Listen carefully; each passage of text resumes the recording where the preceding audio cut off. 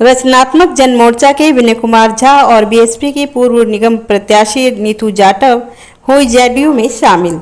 साथ ही आम आदमी पार्टी के कार्यकर्ता बलराम चोपड़ा ने भी जेडीयू की सदस्यता ली। शैलेंद्र कुमार ने कहा, जेडीयू का कार्रवाई इसी तरह बढ़ता रहा तो भ्रष्टाचार का खात्मा निश्चय है। विनय कुमार झा ने कहा, शैलेंद्र कुमार को 1 लाख से ज़्यादा वोटों से जिताएंगे। बुराड़ी में कुछ दिन पहले भाजपा से दीपक गुप्ता और गौरव सिंह ने जेडीयू की सदस्यता ली थी। इससे साफ नजर आ रहा है कि जनता शैलेंद्र कुमार पर अपना विश्वास जताकर बुराड़ी विधानसभा में बदलाव चाहती है। आज जैसा कि आप सभी लोग जानते हैं कि हम जिस धर्म से बिलोंग करते हैं, सनातन धर्म का आज बहुत ही महत्वपूर्ण दिन है। नवरात्रा चल रहा है। ऐसे दिनों में जब भी कोई इस तरह का आयोजन होता है, निश्चित तौर पे भगवान की मर्जी से होती है और एक सफल, सुदृढ़ और अस्थायी आयोजन कह सकते हैं इसको। आज जनता दल यूनाइटेड पार्टी में माननीय राष्ट्रीय अध्यक्ष सह बिहार के मुख्यमंत्री श्री नीतीश कुमार जी के विचार एवं आदर्शों से प्रभावित होकर आज जनता दल यूनाइटेड में हमारे बहुत ही करीबी भाई, अपना स्वयं की एक पार्टी है इनकी,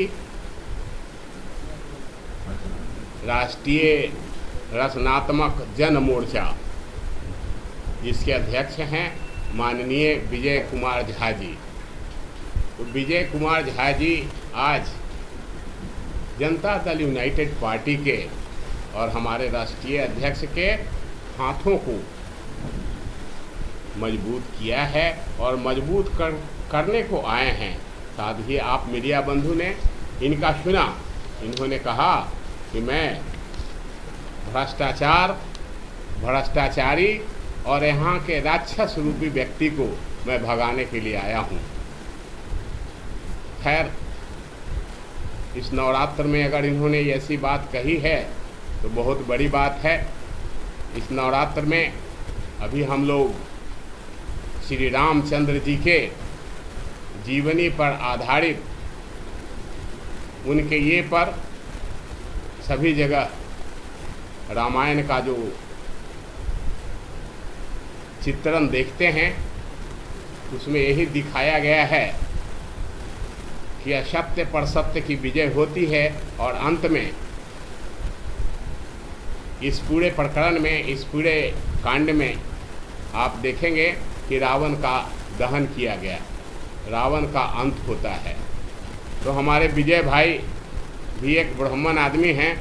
अब ब्राह्मण के मुंह से ऐसी बातें, पहले के समय में जब कोई ब्राह्मण इस तरह की बात कहते थे, कोई ब्राह्मण इस तरह की शपथ लेते थे तो बहुत बड़ी बात होती थी। तो एक ब्राह्मण के मुंह से ये बात कि मैं जब तक विदा नहीं लूँगा, जब तक मैं उसको विदा नहीं करूँगा, मैं चैन से नहीं रहूँगा, विदा तो करके ही दम लूँगा, तो बहुत बड़ी बात है। मैं इनको अपने तरफ से, अपने पार्टी के तरफ से और अपने राष्ट्रीय अध्यक्ष के तरफ से हार्दिक शुभकामना, बधाई देता हूँ। साथ ही साथ जैसा कि हमारी बगल में इस तरफ आप देख रहे हैं, हमारे बाईं तरफ हमारी बहन हैं नीतू जाटव जी। बहन की समान हैं, मैं समझता हूं कि बहन ही हैं, समान कुछ नहीं, बहन की तरह ही हैं। नीतू जी पूर्व में प्रत्याशी रही हैं बहुजन समाज पार्टी के झड़ौदा वार्ड से। तो काफ़ी जुझारू हैं, संघर्षशील हैं, लगी रहती हैं। मैं इनका भी सम्मान करता हूं, स्वागत करता हूं। अब मैं समझता हूं कि इनके आने से महिला शक्ति, महिला सशक्तिकरण पर हमको काफ़ी बल मिलेगा। और बुराड़ी में जो महिला सशक्तिकरण नाम की कोई चीज़ नहीं है, वो महिला सशक्तिकरण, महिला फिर से मजबूत होंगी और जो मेरा प्रण है कि अगर मौका मिला तो गुराड़ी के विकास के साथ साथ ही महिलाओं के रोजगार पर मेरा प्रथम प्राथमिकता होगी, तो मैं नीतू बहन को साथ लेकर के प्रयास करूंगा कि महिलाओं के उत्थान के लिए, महिलाओं के सशक्तिकरण के लिए, महिलाओं के विकास के लिए पूरा हम लोग काम करेंगे। और जिस तरह से बिहार में पहले देखने को आता था कि महिलाओं के ऊपर अत्याचार बहुत होते थे, क्योंकि प्रेस कॉन्फ्रेंस है उतनी लंबी की तो नहीं बोल सकते, लेकिन महिलाओं पर बहुत अत्याचार होता था। हमारे जब से माननीय मुख्यमंत्री जी 2005 के बाद बिहार का कमान संभाला, उन्होंने 780 करोड़ रुपया पर मंथ का राजस्व की क्षति होने के बावजूद आज भी वहाँ नशाबंदी लागू है। कल तक वैसे पुरुष जो संध्या पहर घर पहुँच करके पत्नी और बच्चों को पिटाई करते थे, खाना नहीं खा के भूखे सोते थे, एक महिला के कहने पर माननीय मुख्यमंत्री जी ने बरसों से बिहार में नशाबंदी अभी भी लागू है। किसी का मजाल नहीं है कि सड़क पर कोई हाथ में बोतल लेके घूम जाए, किसी का मजाल नहीं है कि दारू पी करके घूम ले। आज महिलाएं खुश हैं और वही महिलाएं कहती हैं कि कल जब मेरा पति घर आता था तो पिटाई करता था, गालियों देता था, अपनी माँ को मारता था, मुझे मारता था, बच्चों को मारता था, लेकिन वही पति जब अब शाम को घर आता है तो झोले में सब्जी लेकर के आता है और पूछता है कि अनीता पढ़ रही है, पंकज खाना खाया कि सो गया। तो इतना परिवर्तन हुआ है। तो अगर यहाँ भी परिवर्तन हुआ तो निश्चित तौर पे महिलाओं के उत्थान के लिए हम लोग ज़्यादा से ज़्यादा काम करेंगे और जो भी संभव है सब करेंगे। कम से कम पिछली सरकार ने, विशेषकर केजरीवाल जी ने जो किया वो तो बिल्कुल नहीं होने देंगे, यानी कि एक पर एक free, by one get one, by one get one तो नहीं हो सकता। हाँ, दूसरा कुछ जरूर हो सकता है, वो मैं खुलकर नहीं बोल रहा, जिसका कि खामियाजा मुझे पिछले बार भारी भुगतना पड़ा था। बहुत लोगों को मैं बंद भी करवाया था यहाँ। तो खैर ठीक है, ये तो वक्त बताएगा। अभी कुछ बोलना ज़्यादा हो जाएगा, उपयुक्त समय पर जवाब मिलेगा, लेकिन इतना जरूर कहेंगे कि महिलाओं के सशक्तिकरण के लिए, महिलाओं के विकास के लिए, महिलाओं के उत्थान के लिए, महिला और हमारे बच्चों के कल्याण के लिए हर संभव कदम पार्टी द्वारा और मेरे द्वारा उठाया जाएगा। इसमें कहीं कोई किसी से समझौता नहीं किया जाएगा, चाहे व्यक्ति कोई भी कितना भी बड़ा हो। तीसरे हमारे बंधु बलराम चोपड़ा जी आम आदमी पार्टी के हैं, आम आदमी पार्टी में रहे हैं। बलराम चोपड़ा जी सामने हैं, उठिए बलराम जी चोपड़ा जी, सब लोगों को नमस्कार कीजिए। बलराम चोपड़ा जी हमारे साथ जुड़े हैं, पहले आम आदमी पार्टी से थे और इन्हीं जैसे कार्यकर्ताओं के बल पर संजीव झा ने लाल कपड़ा पहनकर लोगों को डराकर आज 3 बार विधायक बन चुके हैं। अभी आप लोगों ने देखा होगा, नथुपुरा में वहाँ के व्यवसायी रोड पर बैठे थे और कह रहे थे कि इनके पार्षद हमको रोज आकर धमकाते हैं, हमारा बिजनेस बंद है, किराया नहीं निकल पाता, और जब भी कुछ बोलते हैं तो राहुल जी आकर कहते हैं कि कल आएगा इनकम टैक्स वाला, सेल्स टैक्स आएगा कल, जेसीबी को कल भेज रहा हूँ। तो इस तरह से मुझे नहीं लगता कि दिल्ली में प्रजातंत्र है, दिल्ली में डेमोक्रेसी है। ऐसा लगता है कि दिल्ली में राजतंत्र है, किसी एक व्यक्ति का राज है जो बरसों से यहाँ काबिज है। और ये व्यक्ति अपने आप को ये समझने लगा है कि मैं यहाँ अस्थाई हूँ।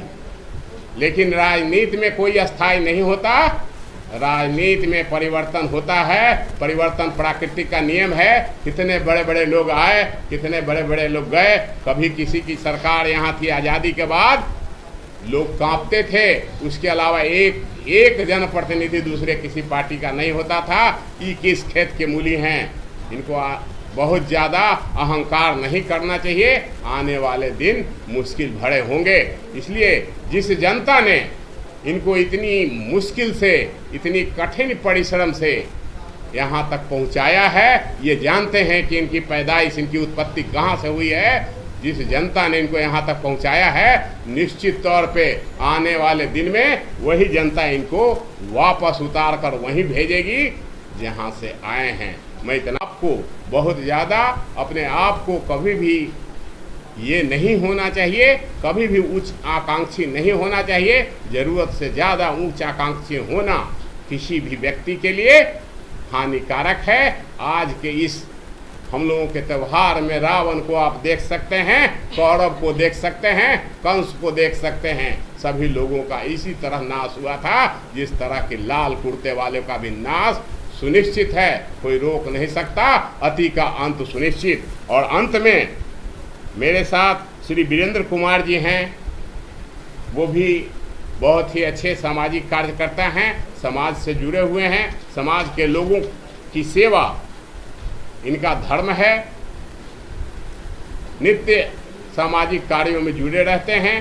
इन सभी बंधुओं के साथ हमारे साथ गौरव जी भी हैं और सभी हमारे जो भी भाई यहाँ हैं, इन सभी भाइयों के साथ आज के इस शुभ दिन के अवसर पे, आज के दिन इस नवरात्रि के अवसर पे मैं इतना ही कहूँगा कि अति का अंत सुनिश्चित होने वाला है। अति का अंत तो होना सुनिश्चित है। और इस बार बुराड़ी की जनता हर हाल में माननीय विधायक का विदाई सुनिश्चित करेगी।